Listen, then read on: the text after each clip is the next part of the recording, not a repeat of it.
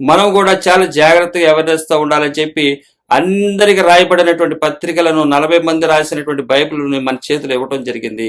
కాబట్టి ఎవరం కూడా పరలోక రాజ్య మార్గాన్ని తప్పిపోకూడదని దేవుని యొక్క సదుద్దేశము, మంచి తండ్రి అయినటువంటి దేవుడు మనలను ప్రేమించుటకు గల కారణము ఇందులో పొందుపరిచి మనకి ఇచ్చాడు.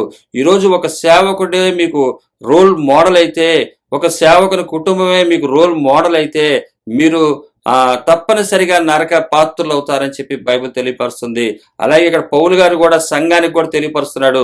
ఒక వ్యక్తి కాదు, మీకు ఇవ్వబడుతున్నటువంటి సందేశము స్థిరమైనటువంటి పునాది యేసుక్రీస్తు వారు. ఆ మాదిరిలో మనం ఉండాలి అని చెప్పే పౌలు గారు ఈ యొక్క సందేశాన్ని మనకు పంపిస్తున్నారు. అలాగే ఈ ఫిలిప్పీలో ఉన్నటువంటి సంఘానికి ఒక సంఘ స్థాపకుడు ప్రార్థన బాధ్యత ఈ విధంగా ఉండాలి. కాబట్టి నేడు చూస్తున్నటువంటి సంఘాలు కానీ అన్ని కూడా ఇదే మాదిరిలో ఉన్నాయా లేదా అన్నది మనం తప్పనిసరిగా చూడవలసిన వారమై ఉన్నాము.